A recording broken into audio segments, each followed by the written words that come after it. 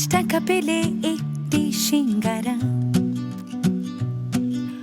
10 টাকা পেলে লাল গোলাপের দোকান, খাতার ভাঁজে লুকোনো হিসেব, কত দূরে গুনে রাখা স্বপ্নধাম। আমরাই তো মিডল ক্লাস, ফুটপাতের শোকেসে মুখ, হিসেবে সব ভালোবাসা, তবু মনের ভেতর দুঃখ। রঙের সানগ্লাসে কেউ আমাদের চোখ খুঁজে পায় না, কেউ এসে কানে কানে বলে দেয় আমরা মিডল ক্লাস, আমরা মিডল ক্লাস। আচ্ছা শেফালি, আই কি স্মার্ট না, মানে আর ব্যবহার কি ভালো না? এত লম্বা সময় তুমি কই আসছিলা? কই ছিলাম সেই কৈফিয়ত এখন আপনার দিতে হবে ভাবি। আমি আসলে এই পরিবার থেকে দূরে চলে গেলে না সবাই শান্তি পাবে। অবশ্যই তো তার কথা শুনতে হবে। কেন শুনতে হবে? আমি কি তারটা খাই না তারটা পড়ি? টাকা এখন তুমি তোমার বিপদ থেকে উদ্ধার হও, টাকা পয়সা আসবো যাইবো। আপনি যে আমার কি উপকার করছেন।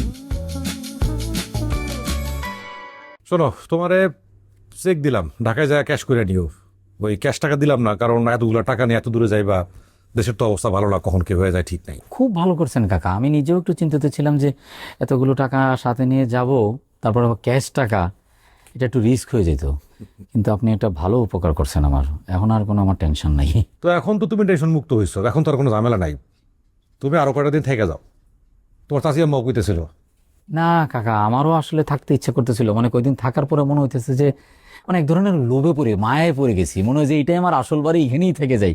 কিন্তু কাকা সেটা তো আসলে সম্ভব না, আপনি তো জানেনই আমি যে ব্যবসার জন্য আমি এত কিছু করতেছি, ব্যবসাটা তো একা পড়ে আছে, আমি না গেলে তো ব্যবসা হবে না। এখন আমার প্রথম কাজ হলো যে ব্যবসাটাকে ঠিকঠাক করা, যেহেতু টাকা পেয়ে গেছি।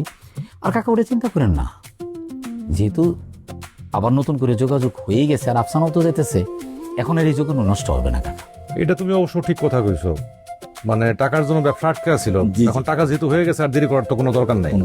একদমই না, আপনি খালি দোয়া করেন আর আমার সাথে যোগাযোগটা, আমি তো যোগাযোগ রাখবই। আপনি যে কোনো প্রয়োজনে যে কোনো সময় আমার আপনার কিছু প্রয়োজন না। অবশ্যই। তাইলে তুমি রেস্ট নাও, আচ্ছা আমি যে কাজ কর, তুই এখনই যাই বাসের টিকিট কেটে নিয়ে যা। আর স্বামী ভাই, এই যে আমাদের যে এই ঘটনাটা, এটা কিন্তু আপনি কারো, আমি জানি আপনি কারো বলবেন না, কিন্তু তারপরে আপনার কাছে রিকোয়েস্ট, আপনি মানে আছে না। কি যে কোন বড় ভাই, আমি কি আর অত অত গিয়ে নাকি, আপনি বুঝেন না আমারে? না না, আমার একদমই একদম খেয়াল কইরা, ঠিক আছে? যা টিকিট কেটে নিয়ে যা। তাইলে মবিন তুমি রেস্ট নাও। জি ঠিক আছে।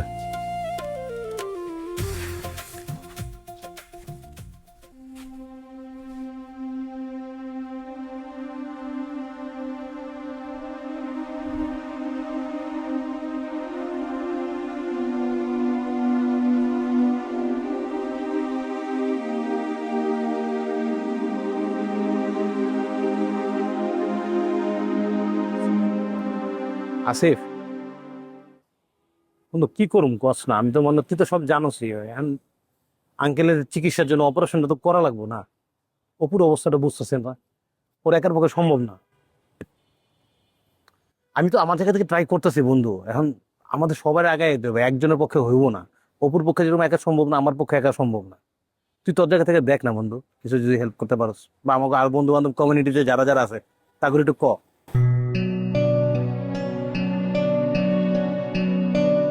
মানে এই ব্যাপারটা যেন আবার এরকম না যে আমরা সাহায্য চাইতেছি, সাহায্যের ব্যাপারে কিছু না, মানে হয় না নিজের থেকে নিজের বন্ধুর পাশে দাঁড়ানো, বা আঙ্কেলের জন্য আমাদের ওইটা যেন হয়, মানে যদি হয় সাহায্যের ব্যাপারটা না, অপু খুব মাইন্ড করবো, ও কিন্তু নিতে পারবো না, তো বুঝোস না কেমন। ঠিক আছে, দেখ বন্ধু।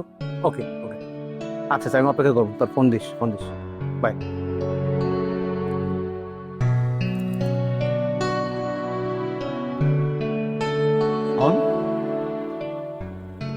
নম্বর বাসার নিচে বসে কি করছো? মন খারাপ? না ভাই, দোকান খোলা নাই? ভাই আমি আমার দোকানটা আমার বড় ভাইরে দিয়ে দিচ্ছি, আপনি জানেন না, সে এখন দোকান খুলে, দোকান বন্ধ করে, কেনাকাটা যা বেচা কেনা সব সে করে, আমি দোকান খুলি না। বলো কি, তোমার দোকানের দিকে যাইতেছিলাম। কেন যান, দোকান তো ওইদিকে যান। তোমার ভাই আছে না ওখানে? আমি ওর মুখ দেখা বাদ দিয়ে দিছি, ওর সাথে আমার কোনো কানেকশন নাই, সব কানেকশন শেষ। হ্যাঁ রে, কয়দিন আগে দুই বন্ধু একজন আরেকজনের সাথে বাঁচতেন না, না দেখলে আপনাকে জীবন তরবর করতো। আর এখন একবারে মুখই দেখা যাবো না। চা খাওয়ার লেগে তো জান আমার দোকানে কয়টা বেচা কিনা হইব। শোনো, তোমার ভাই, তোমাকে কথা বলা আমার উচিত না। আমি দুর্নাম করতেছি, ও কিন্তু দোকান রাখতে পারলো না, ও বেঁচে দেবে। বুঝছি ভাই, আমার বড় ভাই নাম দুর্নাম করলাম, ওই বেচা লাখ রাহুক যা মনে তা করুক, ওর আমি দিছি, ও কি করবো করুক গা, এটা নিয়ে আমার কোনো টেনশন নেই, আপনার টেনশন করা লাগবে না। ঠিক, আচ্ছা ওই অপুর বাবার যে অসুস্থতার কি অবস্থা? অবস্থা তো ভালো না ভাই, ডাক্তার বলছে বড় একটা অপারেশন করা লাগবো, অনেক টাকা ব্যাপার স্যাপার, মানে এত টাকা তো উপর কাছে নাই, আমরা সবাই মিলে চেষ্টা করতেছি আর কি। টাকা না আমরা কিছু উঠাই দিলাম। আরে ভাই ওইটা তো টাকা পয়সা হেল্প না, অপু আমার কাছে কিছু টাকা পাইতো, ওইটা অল্প কিছু অংশ আমি দিয়েছি, হাত খরচ লেগে লাগে না দৌড়াদৌড়ি করতে, ওই জন্য দিয়েছি। আর এখন তো অপারেশনের ব্যাপার, অনেক টাকার ব্যাপার ভাই। সমস্যা নাই, অপুর বোন চাকরি করে, ওর ভাই তো বড় বিজনেসম্যান, 3 জন আছে না ভাই, ছেলে ভাই, হয়ে যাবে। মানে ভাই আপনি, আমি বুঝলাম না আপনার কথাবার্তা। আপু চাকরি করে ঠিক আছে, আপু কয় টাকা বেতন পায়? আর মুবিন ভাই যে ব্যবসা করে, কি ব্যবসা করে আপনি জানেন? এটা জানি না, ও তো বলে না, আমি শুনছি বিশাল বিজনেস। ঠিক আছে, আপনি বন্ধু এ জানেন না, আমি হ্যাঁ ভাইয়ের ছোট ভাই বন্ধু, তাও জানি না, তার বাসার কেউ জানে না কি ব্যবসা করে, আর এর থেকে আপনি টাকা আশা করেন? হ্যাঁ, 500 টাকা দেবে না? দিবে না। বাঞ্চতে নাম্বার তো আমরা কার নাম্বার? মোহিত নাম্বার তো। মুবিন ভাইয়ের নাম্বার আমি কইতে পাবো? মুবিন ভাইয়ের নাম্বার আমার কাছে উপর নাম্বার আছে, উপর নাম্বার লাগলে নেন। হ্যাঁ, অপুর কাছে ফোন দাও, ফোন দিয়ে মোবিনের নাম্বার দাও, আমি মোবিনকে ফোন করে দিচ্ছি, তোর বাপের অসুখ যেভাবে হোক টাকা জোগাড় কর, ও দিয়ে দেবে। ভাই আপনি কি উলিয়া উলিয়া বা অন্য কেন, আর কি আপনি তো কি ক্ষমতা আছে আমার কন্ত? মানে যার যেই বেড়ার বাপে অসুস্থ, হ্যাঁ কি জানে না তার বাবা অসুস্থ? তার বাবা যে হাসপাতালে পড়ে আছে, তার অপারেশনের জন্য টাকা লাগবে, ওই লোক জানে না? জানে, যাই না শুনে টাকা দিতেছে না। আপনি কে যে আপনি ফোন দেওয়ার লগে লগে টাকা দিতে রাজি হয়ে যাবেন? আপনি নিজের বন্ধুরে চিনেন না? তাহলে চল আমরা লেগে পড়ি, কোথায় নামবেন? মানে আমরা ফান্ড কালেকশন করি। ভাই অপু এটা কোনোভাবেই মানবে না, সাহায্য নেওয়া এটা ও পছন্দই করে না। আমরা পার্সোনালি নিজের থেকে ওকে গিয়ে হেল্পটা করতে হবে। ও যদি জানে যে আমরা এরকম জনে জনে সাহায্য তুলছি, ওই টাকা জীবনও নিবে না।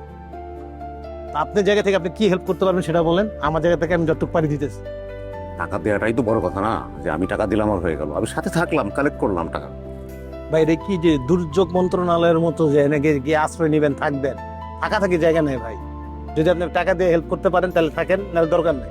এই ফেস ভ্যালু আমাকে লাগবে না, আপনার ফেস ভ্যালু দিয়া 2 পাতা প্যারাসিটামল ছাড়া আর কিচ্ছু কেনা যাবে না। যে তুমি একাই সব করতে পারছো। সামলাইতেছিলামই তো, আপনি এসে খুদে আমার মাথাটা গন্ডগোল লাগাই দিতেছিলেন। আমি সবাই ফোন দিয়ে জিজ্ঞেস করতেছিলাম, আপনি তো লগে থাকতে পারবেন, থাইকা ওরা ঝামেলা করবেন, চা খাবেন, এই রাখাবেন, ওই রাখাবেন, এটি বিল আমার দেওয়া লাগবে, সাথে থাকার দরকার নেই। ঠিক আছে, তাহলে তুমি একাই সামলাও। একাই তো সামলাইতেছিলাম, খুদে মাঝখান দিয়ে এসে একটা ঝামেলা করলেন, আমার সময়টা নষ্ট করলেন। মানে আজ এরা কিছু মানুষজন আছে এলাকায়, বড় ভাই দেখে কিছু কইতেও পারি না।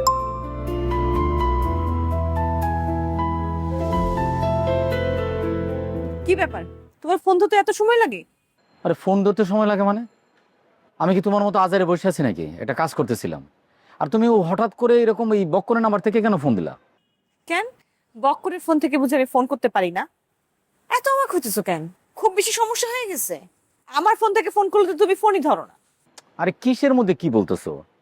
এখন কি এইসব বলার সময়? আমি একটা কাজের মধ্যে আছি, যা বলার তাড়াতাড়ি বলো, নাহলে ফোন রাখো। না না না না, রাখো বললে তো সমাধান হবে না, এটার একটা সমাধান করতে হবে। রাখোতে তো কোনো সমস্যার সমাধান হয় না। বুঝলাম না, কিসের সমাধান করতে হবে? কেন তুমি জানো না কিসের সমাধান করতে হবে?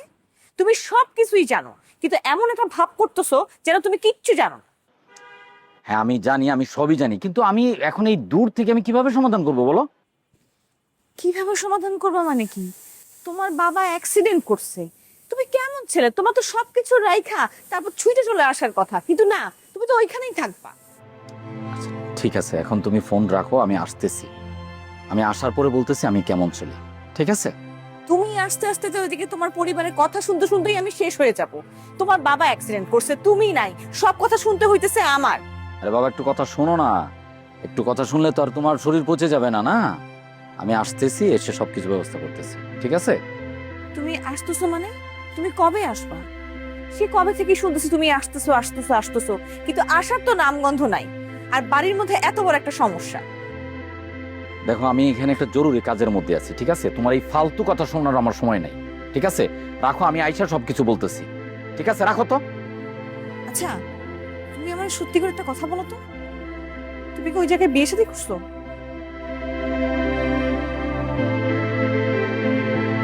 হ্যালো হ্যালো,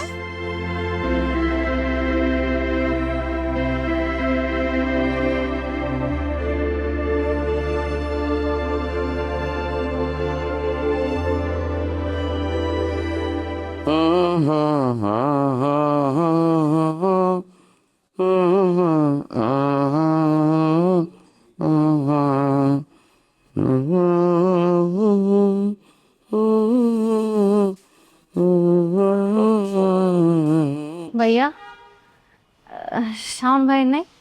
জরি ভালো আছে না। আরে মাঝখানে এত ঘটনা ঘটে গেছে, কোনো খবরই পাও নাই। পাইবে কেমনে?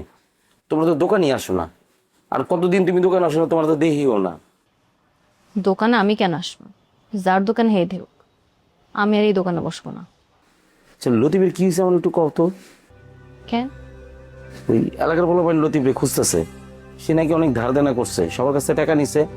আমি বাসার ঠিকানা চাই, আমি যাই। লতিফ তো আমার ছোট ভাই, আমি দেখতেছি তোরা কেউ যাইস না। বাসার ঠিকানা কেন চাইবো? আর দিলে দিয়ে দেন, আসুক। বাসার লোক কি কে টাকা পয়সা ধার নিচ্ছে নাকি?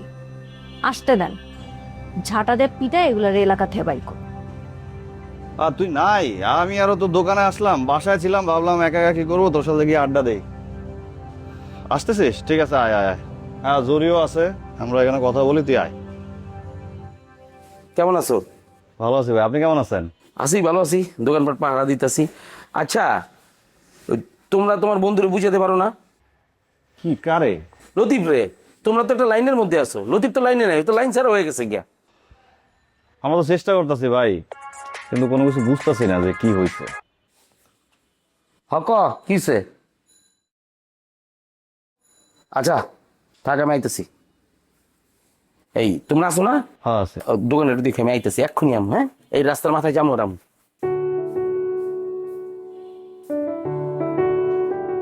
কি অবস্থা তোমার?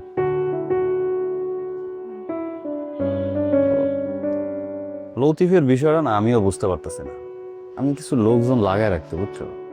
ঝামেলা কি ধরার জন্য, কিন্তু কোনো কিছু খুঁজে পাইতেছে না। থাক, এইসব ঝামেলার মধ্যে আর জ্বালাবো না। আবার পরে ও যদি জানে যে তুমি লোকজন লাগাইছো, আবার কি না কি মনে করে।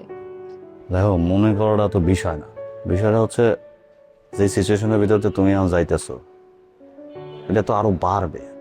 তো আমি যেখান থেকে ফিরে আসছি, আমার বাবার ছিল, আমি রিকভার করতে পারছি। তো লতিফুর তো কেউ নাই, ও একা, ওর কোনো ব্যাকআপ নাই।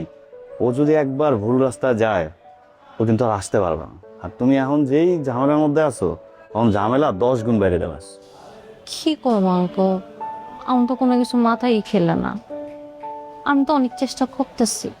না, তারপরেও বুঝো না, যদি বাহ, ভালোই তো, দুইজনে মিলে আড্ডা হচ্ছে। আর কই বাকিদেরও জানো, এরা সবাই মিলে দিলে আড্ডা দাও। শাওনের সাথে কথা হয়েছে, ও তো আসতেছে।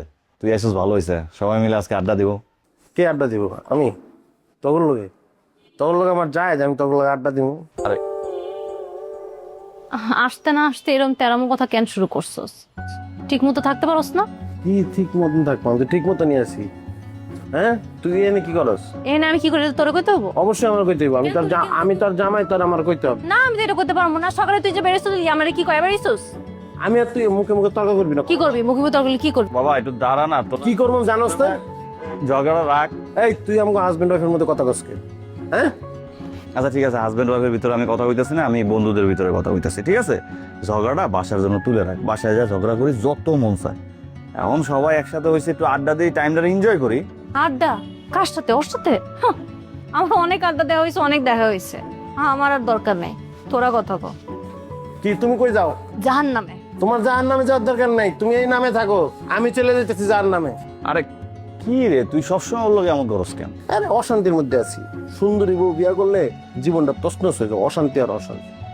একটার পর একটা চাহিদা, আমি যাতে কষ্ট করি, কাল লেগে করি, ওর লেগে করি। যে তোর কাছ থেকে 3000 টাকা নিছি, কাল লেগে নিছি, ওর লেগে তো নিছি।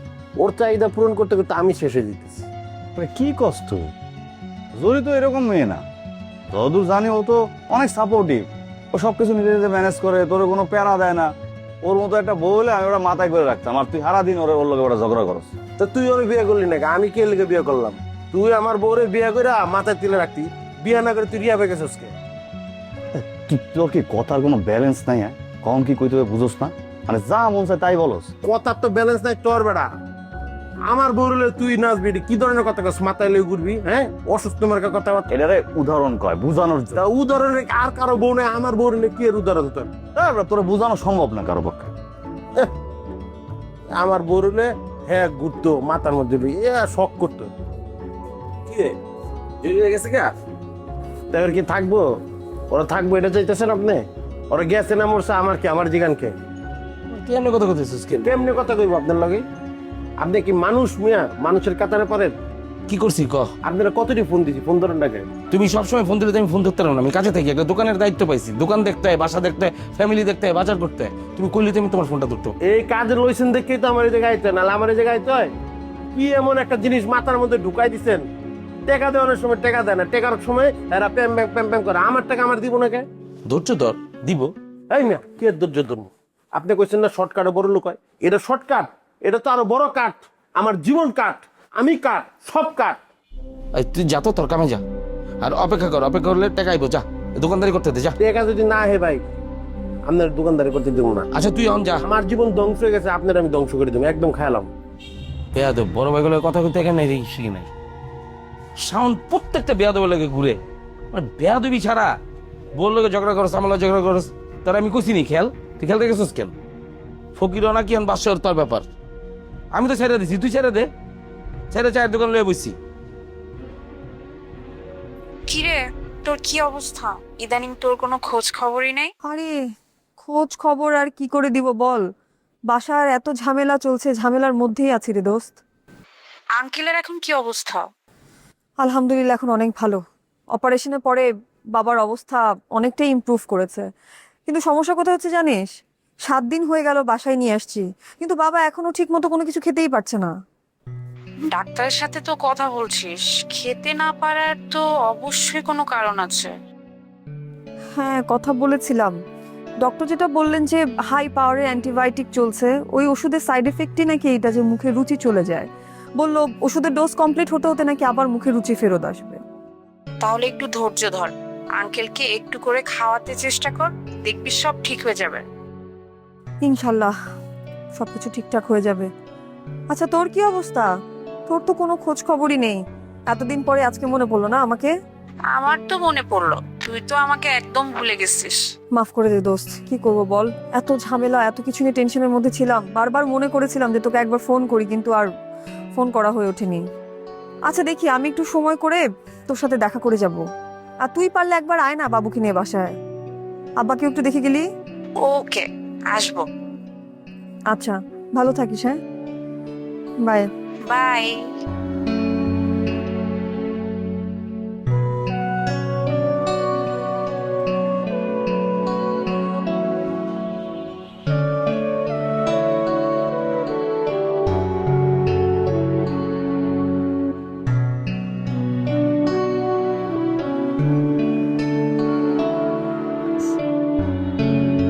আব্বা, আব্বা, আব্বা ওষুধটা খায় নেন।